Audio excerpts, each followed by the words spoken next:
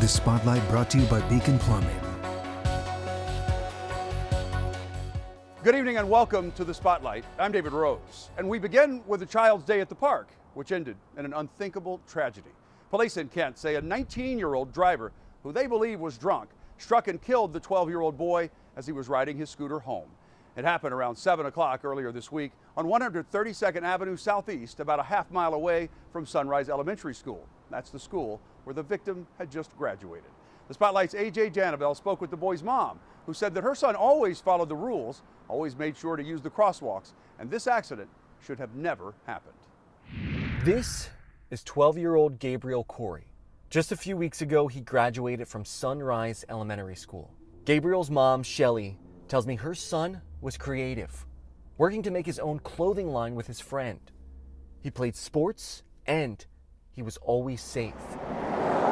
Shelly says her son always made sure to use the crosswalks when visiting friends around the neighborhood and texted her when he would arrive and when he was coming back home.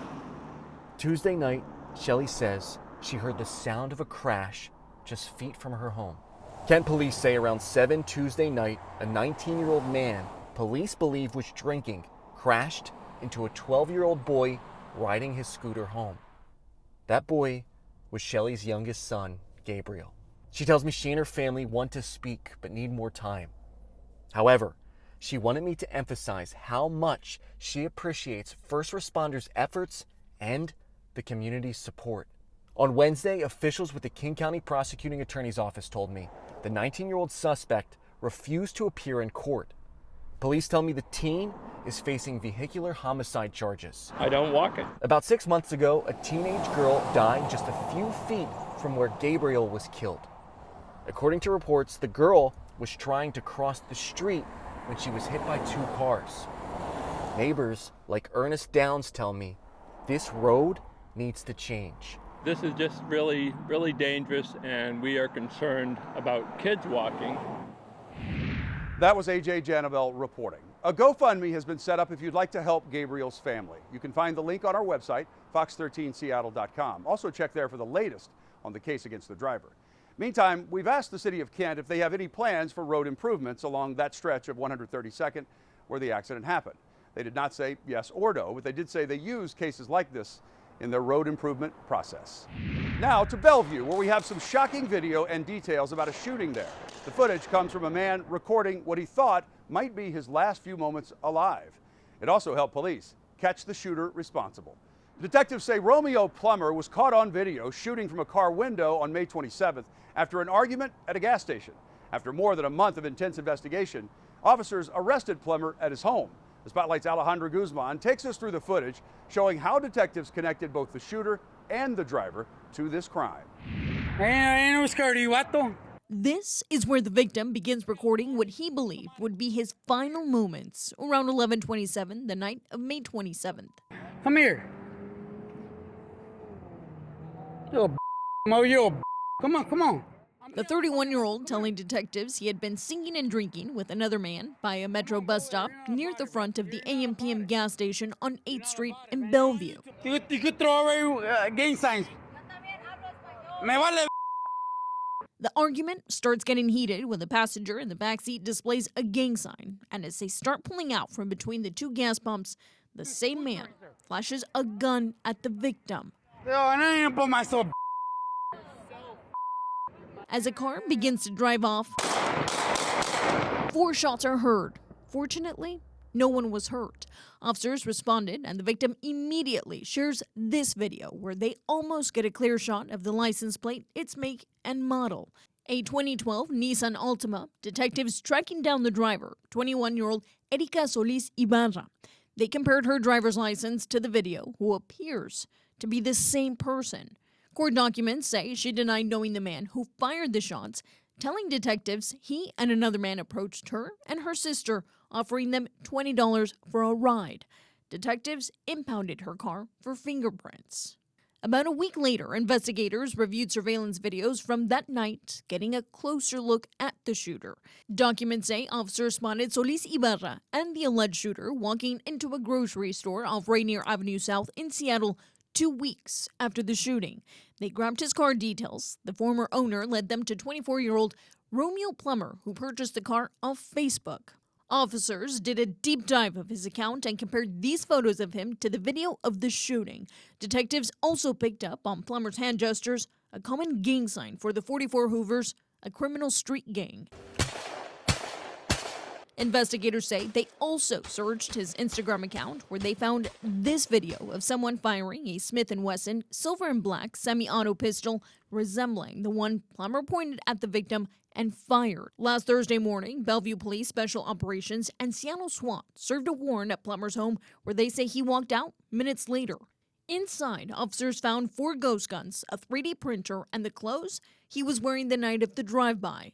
Now tonight, Plummer is in custody with a $150,000 bail. The driver has also been arrested. Charges are currently pending against her. Back to you.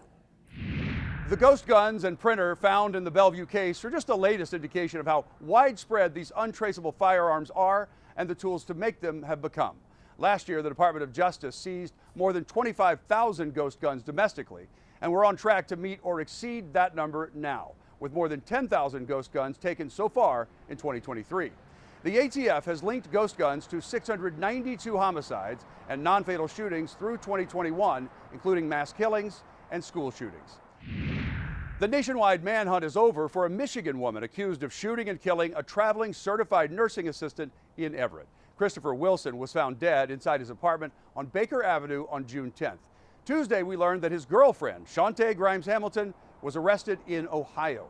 The Spotlight's Jennifer Dowling spoke with the victim's father, who is relieved that she's been found, but he still wants to know why this happened in the first place. There's a relief to where which an individual is in custody. Cornelius Wilson spoke to us by phone. Grateful police finally caught up with Shante Grimes Hamilton, the lone suspect Everett police named in his son's murder. This is her booking photo out of Ohio. An Everett detective called to tell him the news. He just informed me that she was apprehended in Toledo. Grimes Hamilton has been missing since Christopher was found shot to death June 10th in this apartment complex in Everett. Shown here with his brothers, Christopher was from Detroit, Michigan, and was working as a traveling certified nursing assistant in Washington. Christopher was a fun-loving young man, like fishing, like his video games, like cooking, always with a joke. Christopher, I'd never seen him necessarily a down and out person. A neighbor told police they heard shuffling and 3 pops the night that he was shot. The next day, bullet holes were found in his apartment walls and even in a neighbor's car parked across the street. Cornelius says Grimes Hamilton also worked as a traveling healthcare professional and had previously dated his son, but he believes the relationship may have been over. He had said he had separated himself from her about 40 days or 45 days prior to this happening, as far as a relationship, but still in communications with her. Prior to his death, Cornelius says Christopher was in good spirits and looking forward to moving. We have a young man who was a hard worker, taking steps to distance himself from a young lady who obviously who was deeply disturbed. The family is hoping for more answers. This is 31 days from his murder, and she made it from Everett, Washington to Toledo, Ohio. And if she did it on her own, there's a possibility. Did she have assistance along the way? That's something that needs to be concerned. But through the investigation, hopefully the police department will be able to ascertain that information, how she's able to get from the West Coast to the Midwest. Cornelius says that Grimes Hamilton was arrested about 65 miles from her last known address in Detroit. So far, it's unclear when she might be sent back to Everett to face a judge in Snohomish County. A man is in Pierce County in jail charged with breaking into a home and raping a woman there. This happened Monday night in Tacoma. Court documents say Jose Barragan broke in while a couple in their 70s was asleep. The sheriff's department says Barragan did not know the couple when he went into their bedroom and said, "You're being robbed." One of the homeowners was hooked up to a dialysis machine and couldn't help when the suspect took the woman into another room and sexually assaulted her. Afterwards, he went back into the bedroom, took the couple's phones, and ran off. Later that night, an officer tried to pull Barragan over, but he sped off and led police on a chase. Eventually, officers caught up to him and arrested him. Authorities say this is a sobering reminder to protect yourself as much as you can. You can never be too careful. Honestly, the stranger things happens very, very seldom, but always take precaution to protect yourself. Make sure your doors are locked, windows are locked, If you have alarms, that's great. Berrigan faces 7 counts in this case, including rape, kidnapping, and robbery. He recently came to Washington from California. He's being held on $2 million bail. A naked man who held a woman hostage for hours in a grocery store gets a suspended sentence and is ordered to take part in substance abuse treatment. We first brought you this story in January. The victim, Tammy Ball, says she is a completely different person ever since that hostage incident. She left her job because of the trauma. She lost her health insurance, and really, she's lost her trust. The man who held her hostage, Charles Randall, was given a suspended sentence. His lawyer explaining to a judge that he'd been an alcoholic since the age of 13. The night he held Tammy hostage, he says he was trying to detox and was hallucinating. In court, Tammy called out investigators, saying they forced her to give a statement despite her condition, and she called out the prosecutor, saying they victimized her with how they proceeded with the case. It didn't matter what I said. It essentially fell on deaf ears. And they was going to get away with everything they did. The Snohomish County Prosecuting Attorney's Office gave us a statement saying they have an ethical obligation to refrain from filing charges they can't prove, but that the charges in this case were amended to a more serious offense in order to obtain a lifetime no contact order for the victim. Never has the level of crime been this high in Washington state. The Washington Association of Sheriffs and Police Chiefs has been collecting criminal data for the state since 1980. But in this, its 43rd report, the numbers go beyond problem to calamity. Spotlight's Nikki Torres tells us the number of people murdered in Washington has surged, yet the number of commissioned law enforcement officers continues to plummet. Well, it's common knowledge at this point. Since the time of the pandemic, Washington has been hemorrhaging law enforcement. Per capita numbers for the state of Washington are some of the lowest within the country. And we were just talking about homicide. Those numbers are not the only ones that are up. It is also robberies and vehicle theft. Now the question comes, what is it going to take to stop this? Looking at this graph illustrates just how steep the issue of crime is becoming in the state of Washington. Literally. Look at that dramatic incline from just the last few years. Almost 400 people were murdered in the state last year alone. With that increase of 16.6% compared to 2021 to that all-time high of 394, that is 96% more murders than we had in 2019. We have never seen murder rates this high in Washington, ever. This is not the same as every national trend. It is not. I've sensed sometimes that people feel like, well, there's nothing we can do. It's a national trend. It's like this everywhere. Well, the data is not reflecting that right now. Steve Strahan with the Washington Association of Sheriffs and Police Chiefs says this is something policymakers need to confront, along with individual communities. Strahan also compares 1994 to current data, a time when gang violence was up and numbers for murder and rape were surging. That correlation with staffing is an important one. And I think to think about the fact that there would be 2,000 more officers and deputies on the street if we had the same, still relatively low per capita number that we had in 1994. In 2021, Washington lost almost 500 officers and deputies. The officers per capita number fell to the lowest on record and the lowest in the country. 2022 showed no improvements, the state losing another 70 officers. And one more statistic of concern, according to this report, the number of violent incidents towards officers and deputies has shot up 20% since last year. That is a number that is wholly unacceptable. We have to find a way to change that. And it shakes me to the core to think that number of officers were assaulted, which really makes up almost a quarter of the officers in our state. And if you're trying to do the math on per capita numbers, if Washington had the national average of per capita on officers, we would have 7,000 more officers and deputies than we do right now. Nuisance property or investment opportunity. The Everett Herald reports the city council voted unanimously to condemn a controversial motel after hours of debate Wednesday night. Waits Motel is a well-known trouble spot that's long been associated with drugs and crime. In proposing the ordinance to remove the property, the city cited more than 200 911 calls from March of last year to June of this year. The calls range from trespass to shootings, domestic violence to drugs. The decision crushed the hopes of the hotel's new manager, Emily Simpson. She told Fox 13 she's been trying to turn things around with extra security and new rules banning visitors at night. Neighbors have said they've noticed less problem activity at the Waits Motel, but told us it's a little too late. A final vote on the proposal to condemn the property won't come until August 2nd, but if passed, the city plans on buying the lot, tearing down the motel, and eventually working with someone to redevelop the land as residential property. A cattle rancher foils the plan of a repeat car thief in Pierce County by faking a favor. He saw the suspect at his cow pasture and offered him a ride, but all the while his wife was on the phone with deputies relating their every move, which led to the arrest. The Spotlight's Frankie Thompson reports the would-be thief is now facing several charges, including vehicle theft, eluding law enforcement, and assault. Now take it off and go straight to the ground. Quickly. Hand up, down, down. Stealing car after car. Body camera video captures the arrest of the suspect Pierce County Sheriff's Office has been trying to catch. This guy is stealing numerous vehicles. Every time we try to contact him or take him into custody, he rammed an Eatonville police officer's car. We're concerned that he's going to try to hurt somebody in the public just to get away, let alone committing other crimes.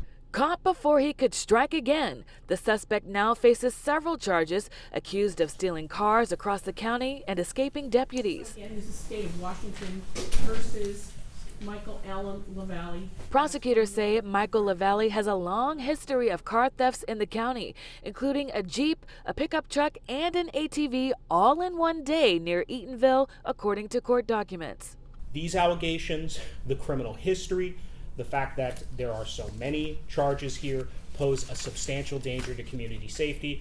Detectives say on July 12th, after pursuing LaValle in a stolen car, he took off running into the woods, going under the radar of the K-9 unit. But a breaking point in their search came from the help of local farmers. Investigators say a woman called police saying her husband saw the suspect in their cow pasture. The husband's plan was to pretend he didn't know LaValle was on the run and offer him a ride in his pickup.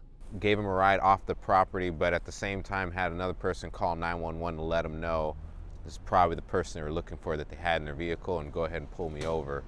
At that point, our deputies show up and hold the vehicle at gunpoint and end up taking the suspect into custody. All right, money. Got him. Got him. Though it worked out in the end, investigators say never interact with the suspect as they could risk someone's life to save their own. The safest thing to do is to call us and let us get there. You can take photos, you can take a video on your phone, you can stay on the phone and kind of tell us which direction the person is going until we can get there. Getting that close to somebody and having them actually sit in your vehicle with you, you know, potentially he could have been armed and taken the vehicle from him or hurt him. That was Frankie Thompson reporting. That suspect is scheduled for his next court hearing on August 1st. A woman in Ocean Shores has made it her mission to help others learn to save lives. But now she's calling in a lifeline of her own. Tammy Fairley says thieves made off with the tools she uses to teach CPR class all across the region. It happened when she was in Sumner for a class. Somebody smashed the windows of her car and took all of her expensive training equipment. She told the Spotlight's Zach Anders she's been unable to teach her classes since, but that's not the most important thing that was stolen. There's been many times over the years where, for me personally, I've said, I'm not going to teach anymore. I'm probably not doing any good. And then I get the phone call, from somebody that, it saved their baby, or they knew what to do for the neighbor or for the stranger or whatever it might be. And it kept me going. Tammy Fairley is a first aid instructor. She teaches others how to save lives. Anybody that needs CPR and first aid training, for the last 17 years, I specialized in foster parents. But last month, on Father's Day, thieves took it all away. Saying, oh my God, we've been robbed, we've been robbed. Her gear was in her car outside the Holiday Inn Express in Sumner. And they literally cleaned out every piece of equipment. They got 11 of my infant mannequins. They got 2 of my adult mannequins. They took my defibrillator trainer. Mannequins worth hundreds of dollars each, some $10,000 worth of specialized gear altogether. That's what perplexed me, because I cannot imagine that there would be any pawn shop that would take CPR equipment. It looks like they tried to steal the car too, but gave up after tearing apart the steering column, taking away these mannequins and defibrillator instead. I can't fathom what they're doing with it unless it's going to be, You know, heaven forbid they're going to make like Halloween decorations or something. But it wasn't just her gear. You can put a dollar figure on that. One of the things I'll never get back, and this is going to sound hokey and sentimental. Tammy's dad passed away on Father's Day in 2016. This Father's Day, they took away another part of him. I had a denim jacket in there that had angel wings on the back, and on the inside of that jacket sewn in there was one of his Air Force patches from basic training. I'll never get that back. That one hurts me more than even the equipment. Tammy had hoped police would be able to pull security cameras to try and get a description of the thieves. Unfortunately, the quality was too poor. It appeared to be two men in a black BMW, but that's the best they could get from that info. If you'd like to help Tammy, we put a link to her GoFundMe to replace all of that equipment. It's on our website in this story at fox13seattle.com. That's all the time we have on this edition of The Spotlight. Until next week, be smart and stay safe.